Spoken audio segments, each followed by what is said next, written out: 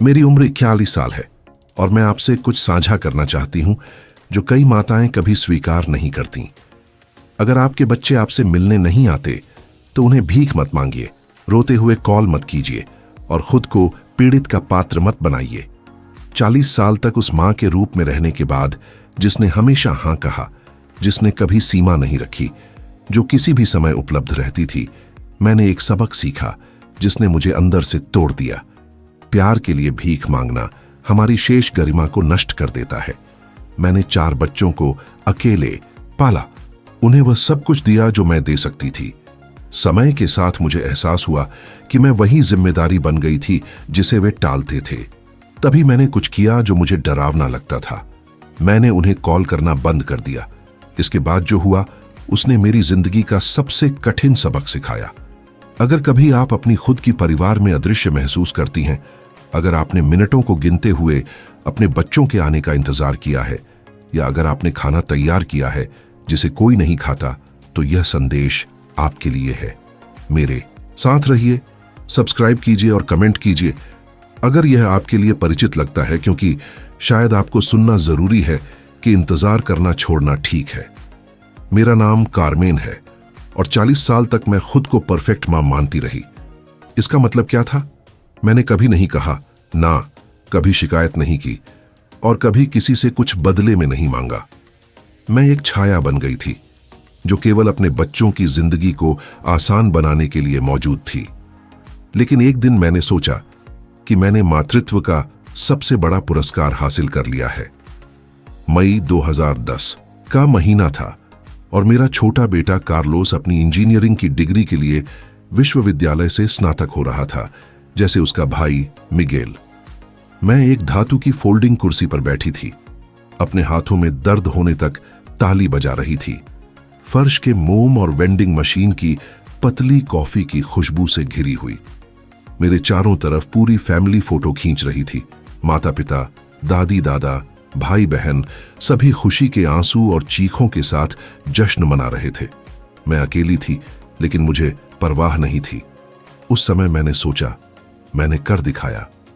मैंने अपने 4 बच्चों को उनके पिता की मदद के बिना पाला और देखिए उन्हें, सफल, शिक्षित और अच्छे लोग।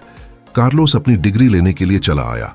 वह मुस्कान उसके बचपन की जैसी थी, वही जो वह अपनी पसंदीदा समोसा बनवाते समय दिखाता था। उस असुविधाजनक कुर्सी पर बैठकर मैं दुनिया की सबसे शक्तिशाली महिला महसूस कर रही थी। मैंने स्वतंत्र बच्चे पाले थे। मुझे लगा कि सब कुछ सही रहा। रविवार मेरा पवित्र दिन बन गया। 15 साल तक मैं 8 लोगों के लिए मेज सजाती, हालांकि कई बार केवल 2 या 3 ही आते। मैं सुबह से खाना बनाना शुरू करती। आना के लिए चिकन के साथ चावल, मिगेल के लिए काले बीन्स और सोफिया की बचपन की याद दिलाने वाली तली हुई युक्का। और हमेशा बिना कोई चूक डेजर्ट के लिए नारियल का फ्लैन बनाती।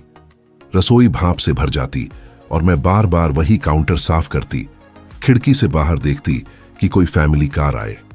दोपहर की गर्मी में भुना हुआ खाना सूख जाता, लेकिन मैं उनका इंतजार करती रहती, सोचती कि शायद रास्ते में रुके हों या बाद में आएंगे। मैं हर बच्चे के लिए 4 अलग कंटेनर में प्लेट रखती, शायद कुछ हो जाए। हालांकि अधिकतर बार वे फेंक दिए जाते, फिर भी जब वे आते तो सब कुछ सार्थक लगता।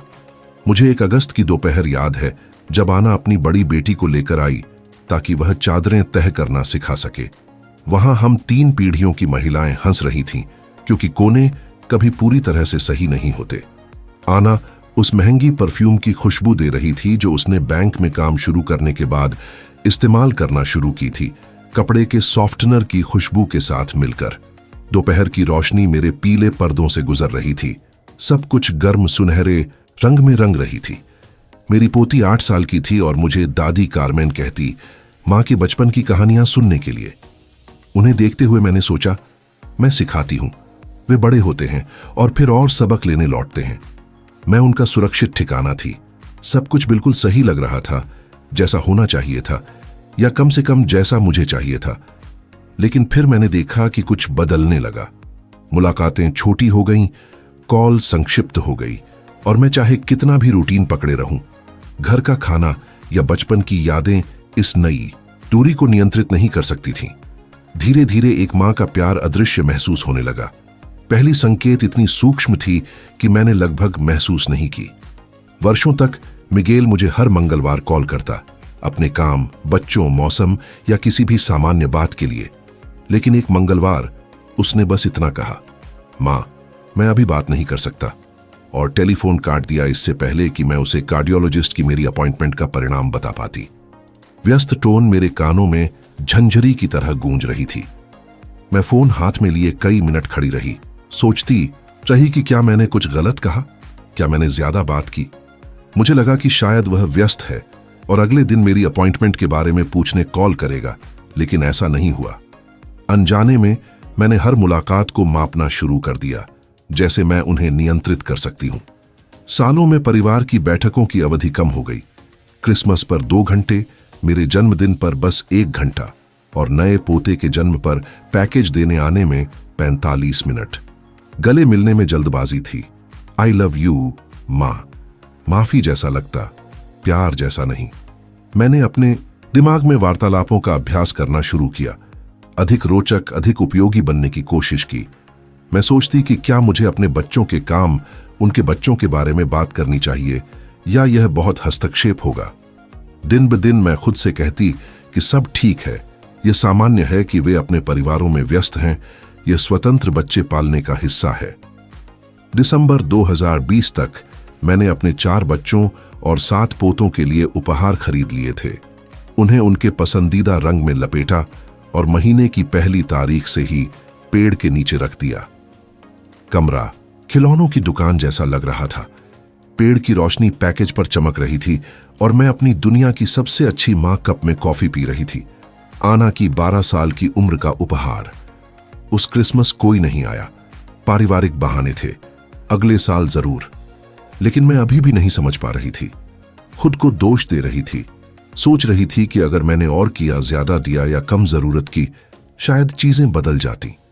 सब कुछ और भी पीड़ादायक हो गया जब सोफिया को कार में एक छोटा सा हादसा हुआ। मैंने उसके घर के पास सायरन की आवाज सुनी और 1 घंटे में 3 बार उसे कॉल किया, हर बार और अधिक निराश संदेश छोड़ते हुए। आखिरकार उसने मुझे संदेश भेजा, मम्मी कृपया रोको। मेरे हाथ कांप रहे थे जब मैंने फिर से उसका नंबर डायल किया। रसोई की घड़ी टिक टिक कर रही थी और मेरे मुंह में धातु जैसा स्वाद था। मुझे एहसास हुआ कि मैं उस मां में बदल रही हूं जिससे मैंने कभी न बनने की कसम खाई थी। चिपचिपी, चिंतित, जरूरतमंद। मुझे किसी महत्वपूर्ण चीज को खोने का डर था, लेकिन सच्चाई यह थी कि उन्हें अब मेरी जरूरत नहीं थी। मैं एक बोझ बन चुकी थी जिसे वे शिष्टाचार के साथ टालते थे। सच्चाई ने मुझे मेरी 80वीं सालगिरह पर पूरी तरह झकझोर दिया। मैंने केक बनाया, पार्टी हैट खरीदी, फोटो के लिए कैमरा सेट किया। कार्लोस 40-45 मिनट देर से आया, गैस स्टेशन के फूलों का एक गुलदस्ता लेकर, जिसमें अभी भी प्लास्टिक की रैप लगी थी। अगस्त की गर्मी के कारण केक पिघल रहा था और मैं गुलदस्ते पर कीमत की लेबल को नजरअंदाज करने का नाटक कर रही थी। पार्टी हैट्स मेरी खाली मेज पर लाइन में रखी हुई हास्यास्पद दिख रही थी। यह तो दया है, मैंने सोचा, जब उसने मुझे ठीक 3 सेकंड के लिए गले लगाया। यह प्यार नहीं था, यह जिम्मेदारी थी। वह वहां अपराध बोध के कारण था, इच्छा के कारण नहीं।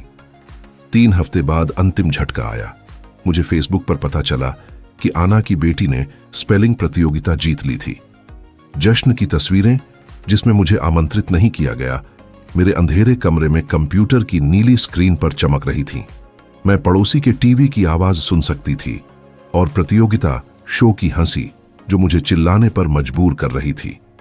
मैंने स्क्रीन से बड़बड़ाया, 46 साल मैंने उन्हें पढ़ना सिखाया, होमवर्क में मदद की, और अब वे अपने बच्चों की उपलब्धियों में मुझे शामिल भी नहीं करते। मैं अपनी ही परिवार में एक अजनबी बन चुकी थी, और सबसे बुरी बात यह थी कि मैं इसे जानती थी। मुझे महीनों, शायद सालों से सच पता था, लेकिन सब कुछ ठीक होने का दिखावा करना उससे आसान था। उस क्रिसमस की रात मुझे अंततः समझ में आया।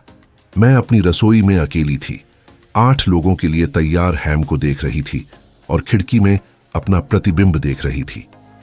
8 खाली कुर्सियां मेरे चारों तरफ चुपचाप न्यायाधीश की तरह खड़ी थीं। कोई नहीं आने वाला था। घर में लौंग और निराशा की खुशबू थी और दीवार पर लटका लाल फोन मेरी सजा सुनाता प्रतीत हो रहा था। यहां तक कि क्रिसमस का पेड़ भी शर्मिंदा लग रहा था। पहली बार अपने जीवन में मैंने सच जोर से कहा। मैंने उन्हें उड़ना सिखाया और अब यह देखकर आश्चर्य होता है कि उन्होंने घोंसला छोड़ दिया। यह कि वे मुझे प्यार नहीं करते, ऐसा नहीं था। यह कि मैं वही जिम्मेदारी बन गई थी जिसे वे टालते थे। क्या आप जानते हैं कि आपको कैसे पता चलता है कि आपका अपना बच्चा आपको बोझ समझता है? जब वे आपके जन्मदिन पर गैस स्टेशन के फूल लाकर आते हैं और केवल उतना ही समय रुकते हैं कि अपराध बोध न महसूस हो। जब आप उन्हें सुपरमार्केट की पार्किंग में देखते हैं और वे आपको नजरअंदाज करने का नाटक करते हैं। जब आपकी पोती आपको दादी कहती है लेकिन उसके पिता याद दिलाते हैं कि वे ज्यादा समय नहीं रुक सकते पहले जैकेट उतारने से। उस क्रिसमस की रात मैं सुबह 4 बजे तक जागी रही। 8 लोगों के लिए तैयार हैम को देख रही थी और उन लाल नैपकिन गिन रही थी जिन्हें मैंने इतनी सावधानी से मोड़ा था, उस डिनर के लिए जो कभी नहीं हुआ।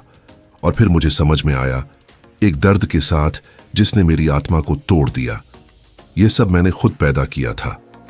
मैंने उन्हें सिखाया था कि मम्मी हमेशा वहां होंगी, कभी शिकायत नहीं करेंगी, अपनी जरूरतें नहीं होंगी, सिर्फ उनके जीवन को आसान बनाने के लिए मौजूद होंगी।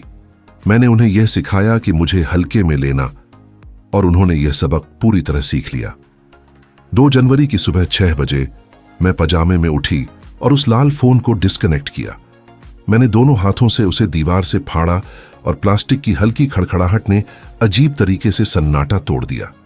उसके बाद का सन्नाटा खाली नहीं लगता था, बल्कि साफ लगता था, जैसे सांस रोकना छोड़ देने के बाद। मैं अब कभी प्यार के लिए भीख नहीं मांगूंगी, मैंने खाली रसोई से कहा।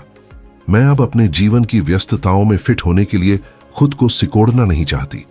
और पहली बार 40 साल में मुझे स्वतंत्रता महसूस हुई।